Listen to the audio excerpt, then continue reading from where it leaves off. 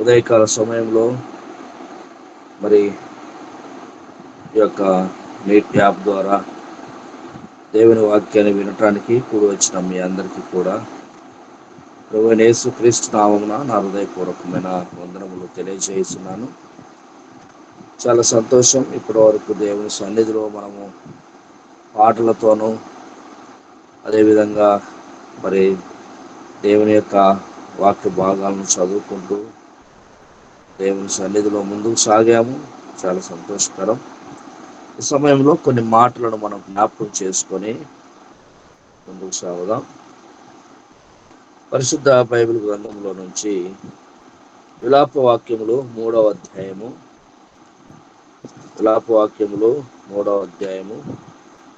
17వ వచనం నుండి 19వ వచనం వరకు మనం చదువుకుందాం. నెమ్మదికిని నాకును ఆయన బహు దూరము చేసి ఉన్నాడు. మేలు ఎట్టిదో నేను మరచి ఉన్నాను. నాకు బలము ఒడిగెను అనుకుంటుని, యెహోవా యందు నాకు ఆశలు లేవనుకుంటుని. నా శ్రమను నా దురవస్థను నేను త్రాగిన మాచిప్రతిని చేదును జ్ఞాపకం చేసుకునుము. చిన్న ప్రార్థన చేసుకొని ఈ వాక్య భాగాన్ని మనం ధ్యానం చేసుకుందాం. మహోన్నతుడా, సర్వశక్తిమంతుడా, జీవాధిపతి, నీకు వందనాలయ్యా. ఉదయకాల సమయంలో నీ పాద సన్నిధికి వచ్చి ఉన్నాం అయ్యా. నీ సన్నిధిలో తండ్రి, మొట్టమొదటిగా ప్రభువా నీ సన్నిధిలో గడుపుటకు మాకెంతో ఆశీర్వాదకరం. అయినా నీవు మాతో మాట్లాడి మా హృదయాల్లో తండ్రి నీ వాక్యాన్ని నిలుపుకొనుటకు సహాయం చేస్తూ అన్నవచ్చు. నా ప్రభువును రక్షకుడైన యేసుక్రీస్తు నామమున ప్రార్థించి పొందుకుని నామ తండ్రి, ఆమేన్. ప్రియులారా, ఉదయకాల సమయంలో దేవుని సన్నిధానానికి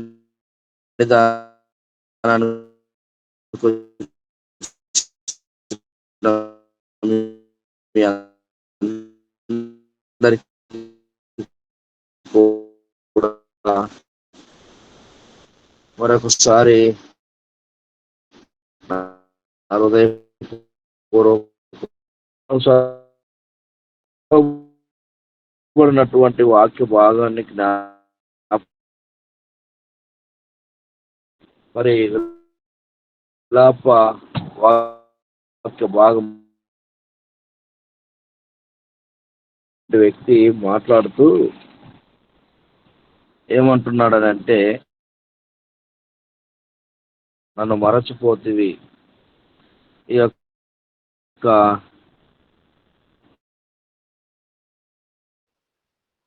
యాకో పాస్టర్ గారు, మీ వాయిస్ మిస్ అవుతుందండి. కొంచెం ఒక అడుగు అటు ఇటు కదిలి. యాకో పాస్టర్ గారు, యాకోబయ్య గారు, ఎర్మియా యాకోబయ్య గారు, మనం చూస్తే యాకోబయ్య గారు, యాకో పాస్టర్ గారు. అయ్యగారు వినపొస్తుందా?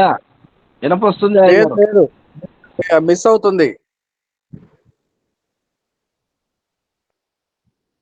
దేవునికి స్తోత్రం కలుగును గాక.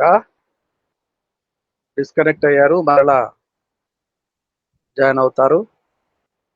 యాకో పాస్టర్ గారు, మీ వాయిస్ మిస్ అవుతుంది. కొంచెం ఒక అడుగు అటు ఇటు కదిలినట్టయితే సిగ్నల్ కరెక్ట్ గా దొరుకుతుందేమో. మాట్లాడండి. అయ్యగారు వినపొస్తుందా అండి? యాకోబయ్య గారు ఇప్పుడు వినిపిస్తుంది. మాట్లాడండి ఒకసారి. మాట్లాడండి అయ్యగారు. కొంచెం ఒక అడుగు అటు ఇటు కదలండి. హలో, మిస్ అవుతుందండి, మీ వాయిస్ మిస్ అవుతుంది. రావట్లేదు. వాయిస్ మిస్ అవుతుందా? వాయిస్ మిస్ అవుతుంది, మిస్ అవుతుంది. హలో అయ్యా, మిస్ అవుతుందండి, రావటం లేదు. వాయిస్ రావటం లేదండి.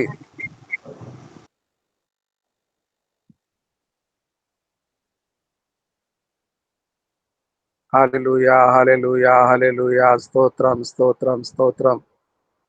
ప్రభువా నీకు స్తోత్రం తండ్రి. హల్లెలూయా, హల్లెలూయా, హల్లెలూయా, హల్లెలూయా, హల్లెలూయా, హల్లెలూయా, హల్లెలూయా, హల్లెలూయా, హల్లెలూయా. అయ్యగారు మాట్లాడండి.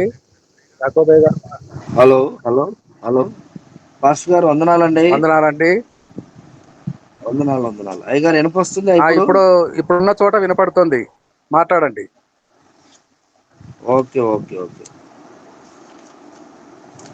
ఇక్కడ మనం చదువుకున్న వాక్య భాగాన్ని జ్ఞాపకం చేసుకుంటే,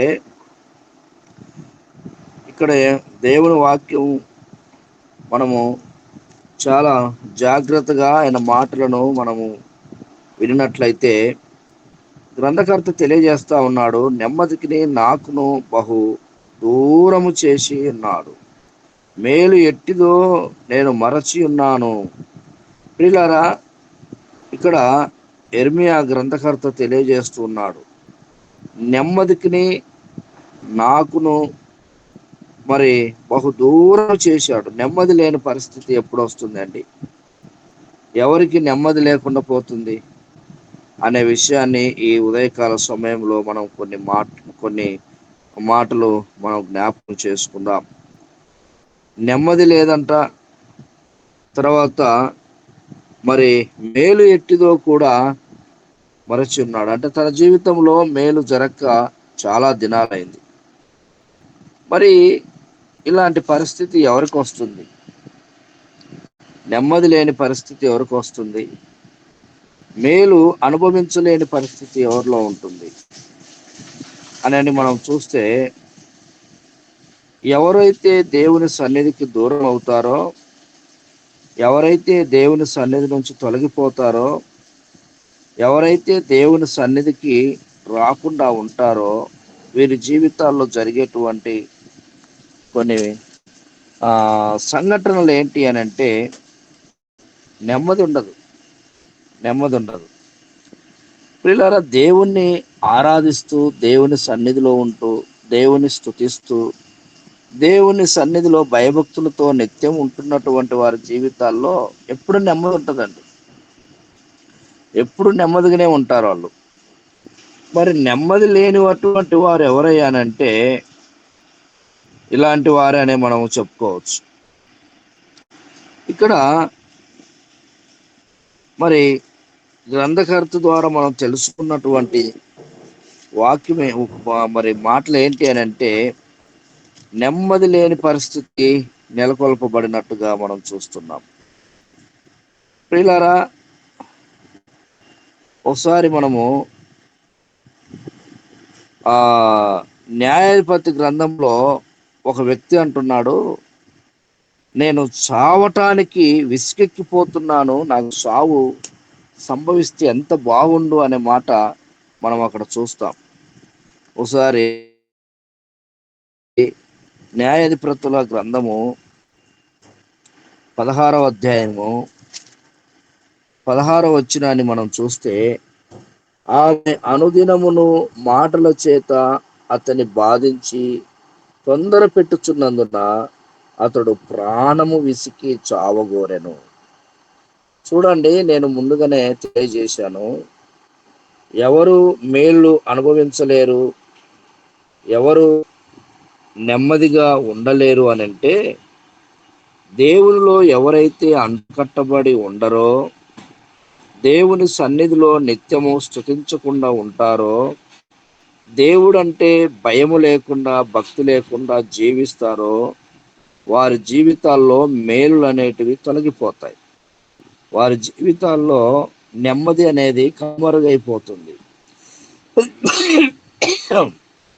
అదే లెక్కలో ఇక్కడ ఒక వ్యక్తి మాట్లాడుతున్నటువంటి మాట ఏంటంటే, అతడు ప్రాణము విసికి చావగోరెను అనే మాట మనం చూస్తాం. ప్రాణం మీద విరక్తి కలుగుతుందంట. ప్రాణం మీద విరక్తి కలిగి చావటానికి సిద్ధంగా ఉన్నాడు. ఎందుకు అలాంటి పరిస్థితి అతనికి వచ్చింది? ఎందుకు అంత భయంకరమైనటువంటి మాట అతని నోటిలో నుంచి వచ్చినది అని అంటే, ప్రియులారా, మనం చూస్తూ ఉన్నాము, అతను సాదాసీదా వ్యక్తి కాదు. అతను పెరిగితనంతో ఉన్న వ్యక్తి అంతకంటే కాదు. అతను మరి ఒక ప్రణాళికతో జన్మించినటువంటి వ్యక్తి సాంసోన్. సాంసోన్ గురించి మనకు చాలా బాగా తెలుసు అండి. సాంసోన్ యొక్క బలము గురించి, అతని ఔన్నత్యతను గురించి, అతని యొక్క శక్తి ప్రభావముల గురించి మనకు చాలా బాగా తెలుసు. అయితే ప్రియులారా, ఒక విషయాన్ని ఉదయకాల సమయంలో మనం జ్ఞాపకం చేసుకోవాలి. అతను ఏమంటున్నాడనంటే, ప్రాణము విసికి చావగోరెను అనే మాట అతని నోట్లో నుంచి వస్తుంది. ఎంత పెరిగితనముతో కూడిన మాట చూడండి. ఎందుకు ఆ విధంగా ఆయన అంటున్నాడు అనంటే, మనం జ్ఞాపకం చేసుకుంటే 16వ అధ్యాయము 20వ వచనంలో మనం అక్కడ 16వ అధ్యాయం కాదు కానీ ముందుగా కొన్ని మాటలను మనం అక్కడ చూస్తే 14వ అధ్యాయము 5వ వచనంలో 14వ అధ్యాయం 5వ వచనంలో మనం చూస్తే, అప్పుడు సాంసోను తన తల్లిదండ్రులతో కూడా తిమ్మాతునకు పోయి తిమ్మాతు ద్రాక్ష తోటల వరకు వచ్చినప్పుడు కొందరు కొదమ సింహము అతని ఎదుటికి బొబ్బరించుచు వచ్చును. యెహోవా ఆత్మ అతన్ని ప్రేరేపింపగా అతని చేతిలో ఏమీ లేకపోయినను ఒకడు మేక పిల్లను చీల్చినట్లు అతడు దాన్ని చీల్చెను. మరోసారి 6వ వచనం నేను చదువుతున్నాను. యెహోవా ఆత్మ అతన్ని ప్రేరేపింపగా అతని చేతిలో ఏమీ లేకపోయినను ఒకడు మేక పిల్లను చీల్చినట్లు అతడు దాన్ని చీల్చెను. ఇంకొక మాటను మనం జ్ఞాపకం చేసుకుంటే 15వ అధ్యాయము 14వ వచనంలో కూడా ఒక మంచి మాటను చూస్తాం. అతడు లెహీకి వచ్చు వరకు ఫిలిష్తీయులు అతన్ని ఎదుర్కొని కేకలు వేయగా యెహోవా ఆత్మ అతని మీదికి బలముగా వచ్చినందున అతని చేతులకు కట్టబడిన తాళ్ళు అగ్ని చేత కాల్చబడిన జనప నారవలే నాయను. ఇంకోసారి మళ్ళీ నేను జ్ఞాపకం చేస్తున్నాను. ఫిలిష్తీయులు అతన్ని ఎదుర్కొని కేకలు వేయగా యెహోవా ఆత్మ అతని మీదికి బలముగా వచ్చినందున. ప్రియులారా, ఇక్కడ నేను 2 వచనాలు చదివాను. 2 వచనాల్లో ఒక అద్భుతమైనటువంటి మాటను మనం అక్కడ చూస్తాం. ఒకవేళ మీరు ఏదైనా గమనించుంటే నాకు దయచేసి తెలియజేస్తే నేను సంతోషపడతాను.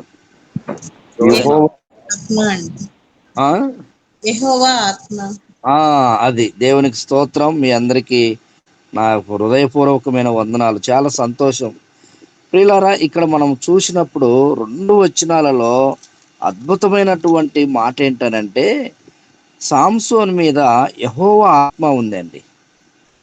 యెహోవా ఆత్మ సాంసోన్ మీద ఉన్నప్పుడు అక్కడ జరిగినటువంటి గొప్ప కార్యం ఏంటి అనంటే, ఒక సింహాన్ని మేకపిల్ల నోటిని చీల్చినంత సింపుల్గా చీల్చేస్తా ఉన్నాడు.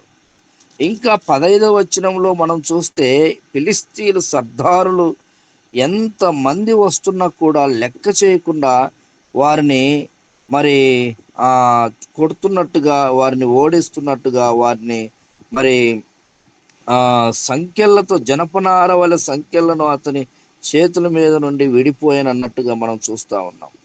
ఒక విషయాన్ని ఉదయకాల సమయంలో నేను తెలియజేస్తున్నాను ఏంటనంటే, ఎవరి జీవితంలో నెమ్మది ఉండదు, ఎవరి జీవితంలో సంతోషం ఉండదు, ఎవరి జీవితంలో మరి దేవుడు మేలు చేయకుండా మానుకుంటాడు అనంటే, ఎవరైతే దేవుని సన్నిధిలో ఉండి దేవుని సన్నిధిలో కొనసాగించబడుతూ దేవుని యొక్క ఆశీర్వాదాలు పొందుకుంటూ అలా ముందుకు పోతూ ఎవరైతే ఆత్మీయంగా పడిపోతారో వారి జీవితాల్లో సడన్గా ఆగిపోతాయండి దేవుని మేలులు. వారి జీవితాల్లో ఇక ఎప్పుడు కూడా సడన్గా వారి జీవితంలో జరగాల్సినటువంటి కార్యాలు జరగకుండా ఆగిపోతాయి. ప్రియులారా, సాంసోన్ గురించి మనకు చాలా బాగా తెలుసు. దేవుని యొక్క ఆత్మ సాంసోన్లో ఉన్నప్పుడు సాంసోను ఏం చేశాడనంటే 1000 నక్కలను కూడా ఆయన ఆయన పట్టుకొని వాటి తోకలకు మరి ఆ కొరివికా అది కట్టేసి తోటలలోనికి పంపించినప్పుడు వాళ్ళ తోటలన్నీ కూడా కాలిపోయినట్టుగా మనం చూస్తున్నాం. ఇప్పుడు నక్కను ఎందుకు పట్టుకున్నాడు అని అంటే, నక్క సాదాసీదమైనటువంటి జీవి కాదు. ఒకవేళ దానికి చిన్న జీవి అయినప్పటికీ దాని పరుగు ఎంత వేగంగా ఉంటదంటే అంత వేగంగా ఉంటది. ఎవరి వల్ల కాదు నక్కను పట్టుకోవటానికి. చాలా స్పీడ్‌గా పరిగెడుతది. అంత స్పీడ్‌గా పరిగెడుతున్నటువంటి నక్కలను కూడా ఆయన పట్టుకుంటాడు. ఇంకా ఒక దవడెముకతో ఫిలిష్తీయులందరినీ కూడా కొట్టినట్టుగా మనం చూస్తాం. ఇవన్నీ చేయటానికి ప్రధానమైన కారణం ఏంటనంటే, దేవుని ఆత్మ సాంసోన్‌లో ఉన్నదండి. దేవుని ఆత్మ సాంసోన్‌లో ఉన్నది కాబట్టి ఇంత గొప్ప ఫస్ట్ కార్యాలు వాయిస్ కట్ అయిపోతుంది. చేయగలిగాడు. పద వినపడట్లేదండి. 20వ వచనంలో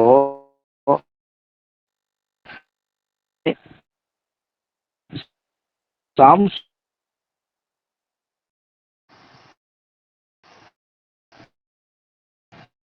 హలో శ్రమ గారు మాస్టర్ గారు వస్తుందా? యాకోబ వినిపించట్లేదు. ఆ? వినపడట్లేదు మీరు హలో చెప్పి. కట్ కట్ అయిపోతుంది వాయిస్.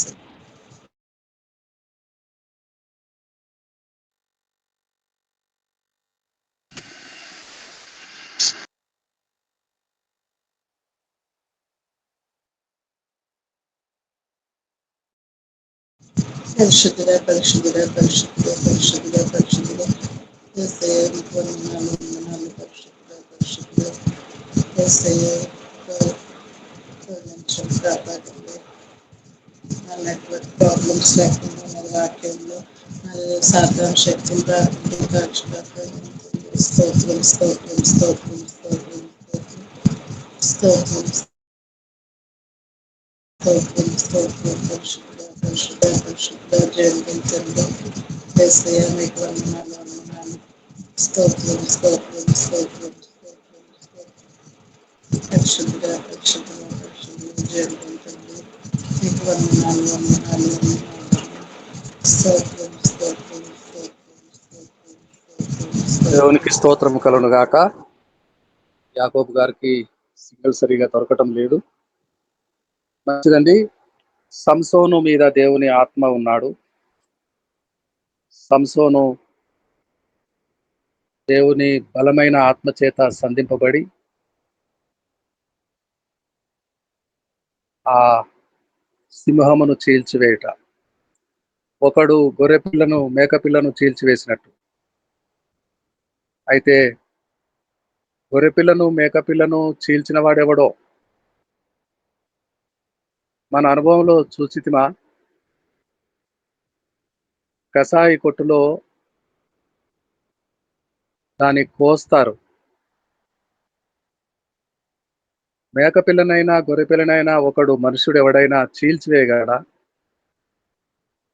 అయితే మేకపిల్ల కాదు, సింహమునే చీల్చివేశాడు. దేవుని ఆత్మ ఉన్నాడు సంసోనులో. దేవుని ఆత్మ లేకపోతే సంసోను కూడా ఆ పని చేయలేడు. ఒక గాడిద దవడ ఎముకను తీసుకొని ఫిలిస్తీయులను అంతమందిని హతమార్చలేడు. తాళ్లతో కట్టేస్తే జనప నారవ కాలిపోయినట్టు ఆ సంఖ్యలు కాదు కానీ ఆ బంధకాలు విడిపోలేదు. ఇదంతా దేవుని ఆత్మ సంసోను మీద ఉన్నాడు. బలమైన కార్యాలు జరిగించాడు. అయితే దెలీలా యుద్ధ ఉన్నప్పుడు ఇక ప్రాణము విసికి సావగోరెను.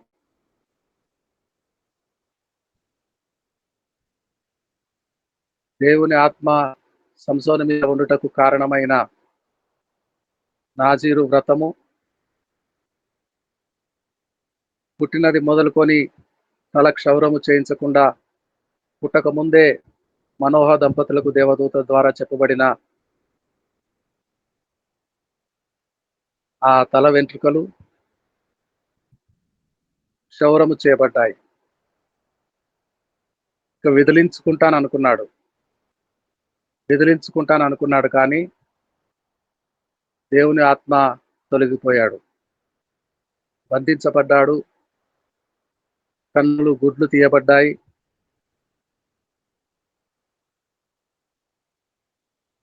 ఆ తిరుగలి విసరువాడయ్యాడు, సామాన్య మానవుల కంటే బలహీనుడైపోయాడు.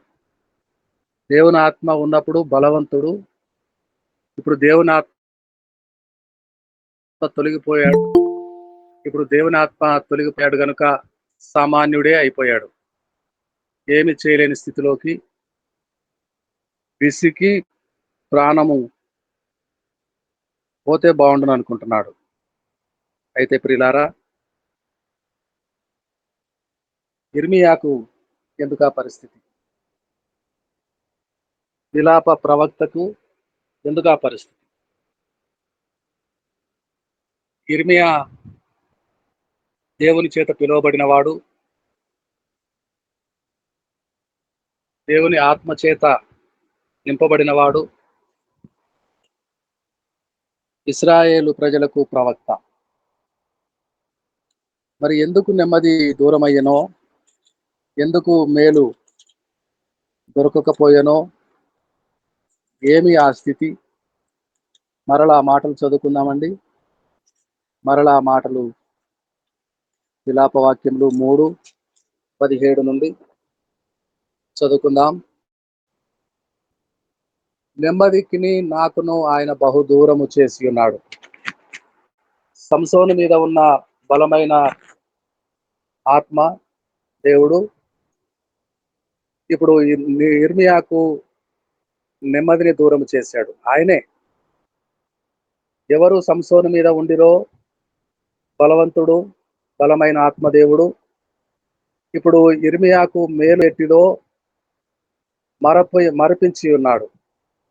నాకు బలము ఒడిగెను అనుకొంటిని, యెహోవా యందు నాకిక ఆశలు లేవనుకొంటిని. నా శ్రమను, నా దురవస్థను, నేను త్రాగిన మాచిపత్రి చేదును జ్ఞాపకం చేసుకొనుము. మరల దేవుని యొద్దకే వస్తున్నాడు. దేవుడు పిలిచినప్పుడు నీ సేవ గొప్పగా ఉంటది, నీవు సంతోషముగా ఉంటావు, సౌఖ్యముగా ఉంటావు, నిన్ను చేర్చుకుంటారు, అన్నవస్త్రములు ఇస్తారు, గౌరవం ఇస్తారు, చక్కగా చూసుకుంటారు అని పిలిచాడా దేవుడు?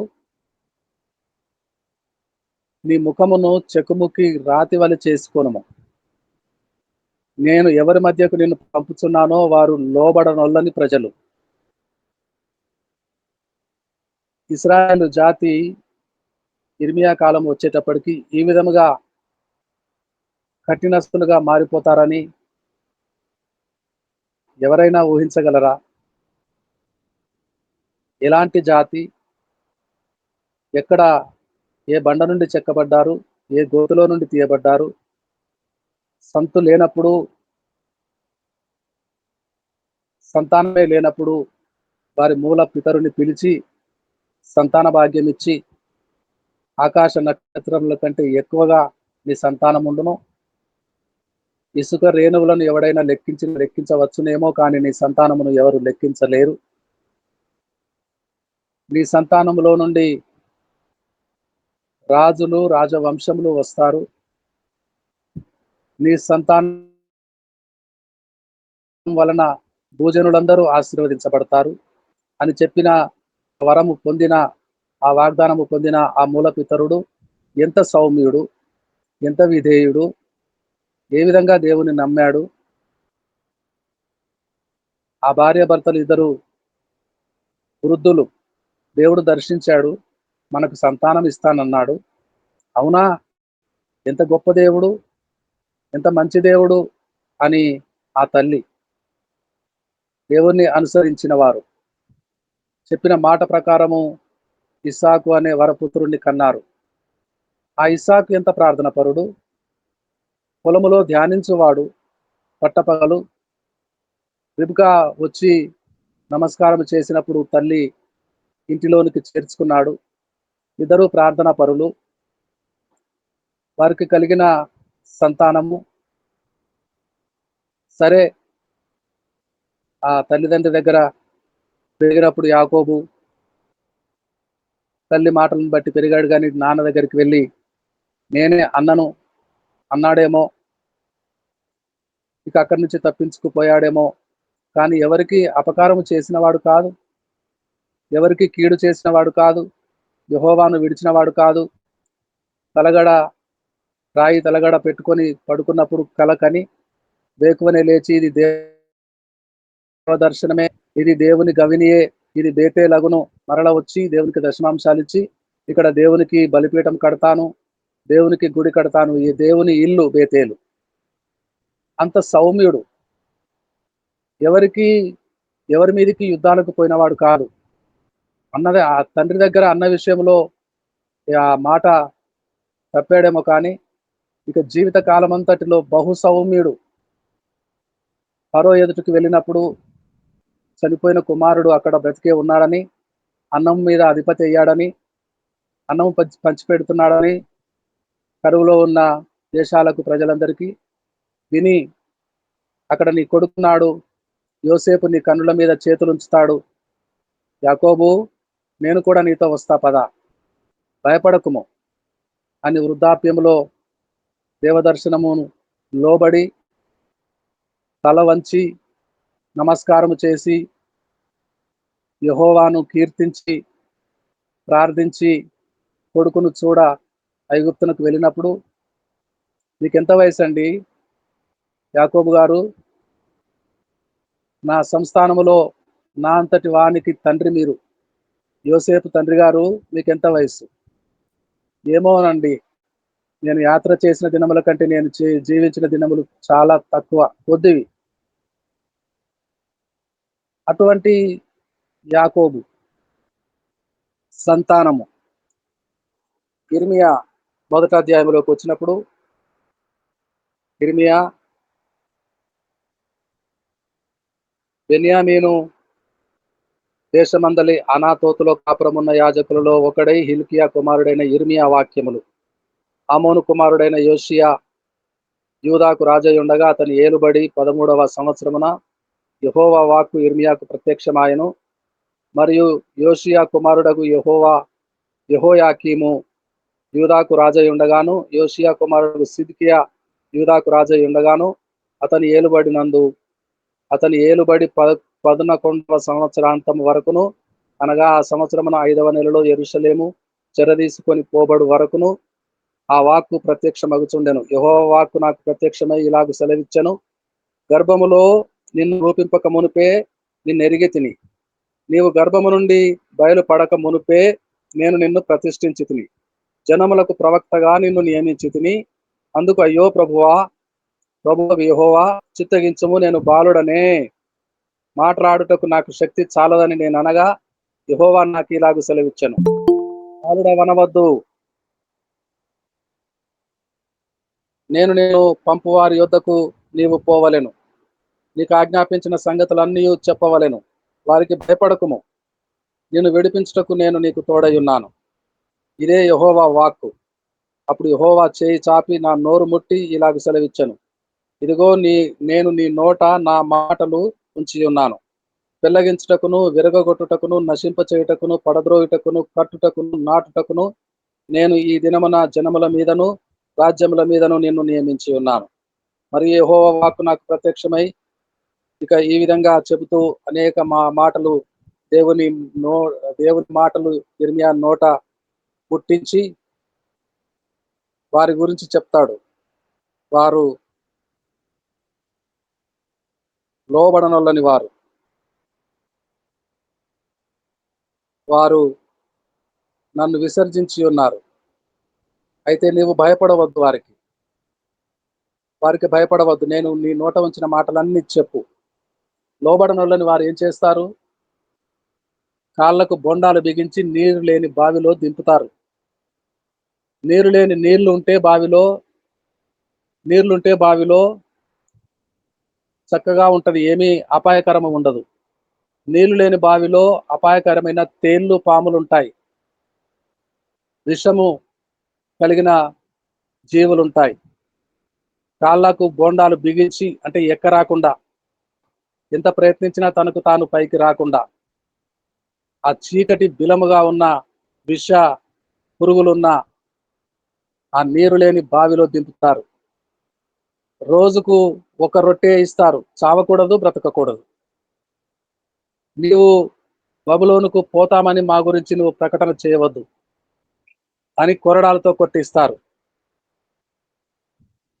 ప్రవచన వాక్యములు రాస్తే వాటిని కాల్చివేస్తారు.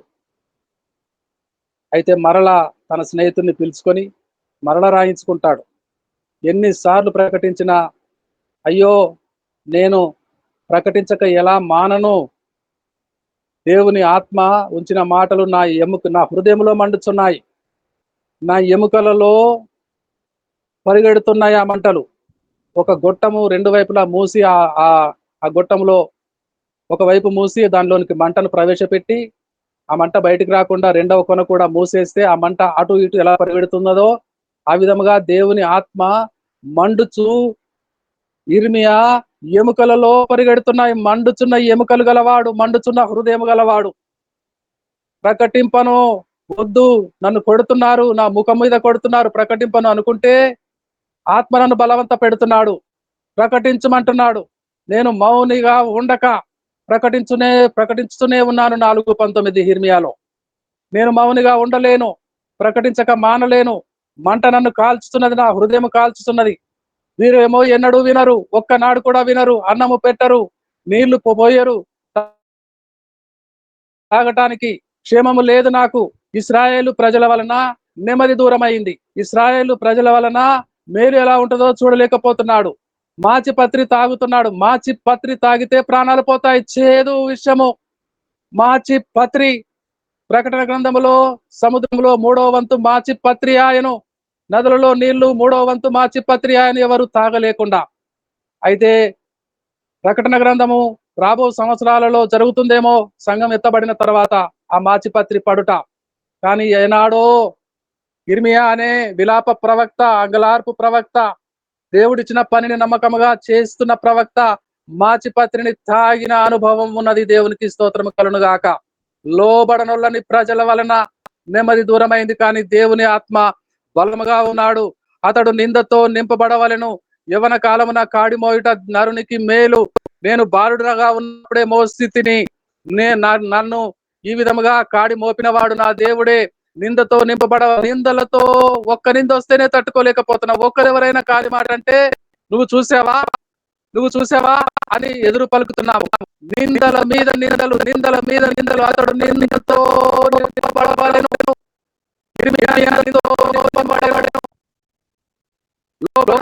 ప్రజల మధ్య నమ్మకముగా పనిచేసే ఉన్న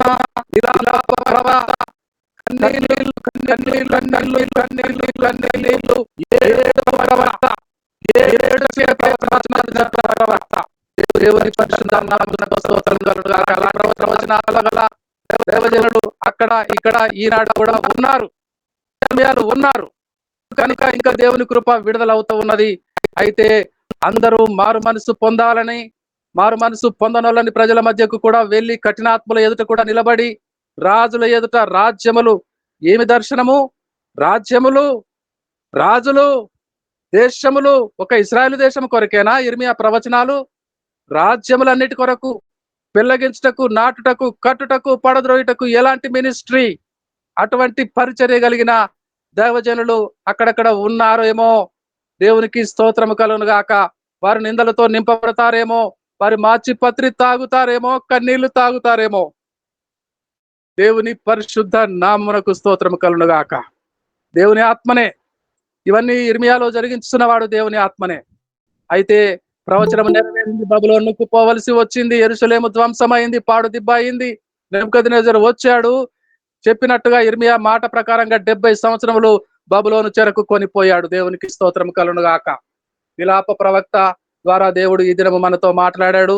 వాక్యము తీసుకుని వచ్చిన దైవజనుడు యాకోబయ్య గారికి వందనాలు. ముగింపు ప్రార్థన చేసుకుందాం. ఎవరైనా మీలో ఒకరు ముగింపు ప్రార్థన చేయండి. యాకోబయ్య గారు ఆశీర్వాదం ఇస్తారు. యాకోబయ్య గారు, సిగ్నల్ వచ్చిందా? వందనాలు చెప్పండి. Praise the lord. అయ్యగారు వందనాలు, వందనాలు అయ్యగారు. వందనాలండి. ఎవరైనా ముగింపు ప్రార్థన, జాన్సన్ ముగింపు ప్రార్థన చేయండి. యాకోబయ్య గారు. ప్రభువానికి పరిశుద్ధుడా, ప్రేమ గల తండ్రి, వందనాలనైనా ఈ ఉదయకాల వేళలో ప్రభువా మరి మమ్మల్ని అందరినీ పురికొల్పడానికి నీ కృప చూపినందుకు వందనాలు. మరి ప్రాముఖ్యమైన విషయాలు తండ్రి, మరి సంసోను